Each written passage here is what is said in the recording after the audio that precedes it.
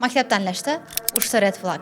Birinchisi, ochiq joy va sport zalga ahamiyat bermaslik. Bola faqat partada o'tirishi emas, balki ochiq maydonda futbol, basketbol o'ynashi yoki keng joyda harakatlanishi ham kerak. Ba'zi xususiy maktablarda ijara narxi qimmatligi sababli sport zal uchun alohida joy ajratishmaydi. Ikkinchisi, ota-onalar maktab darvozasidan ichkariga kiritilmasligi.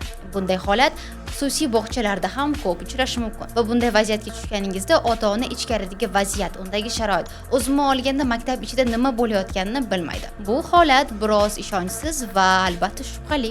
Uchinchisi esa dars sinf xonalari, ya'ni undagi yorug'lik, kenglik, stul, shkaf va eng muhim qismi esa derazaning qanchalik xavfsiz ekanligini bilish. Maktab bu shunchaki bino emas. Uni rang-barang reklamalarga ishonib hech qachon tanlamang. Biz Pro maktab jamoasi esa davlat va xususiy maktablarni shaffof tanishtiruvchi video material tayyorlab YouTube kanalida uzatib boramiz. Maktab obzor videolarini esa Pro maktab YouTube kanalida ko'rishingiz mumkin. Havola esa profil shapkasida. Nima deb o'ylaysiz? Maktab tanlashda yana nimalarga ahamiyat berish kerak?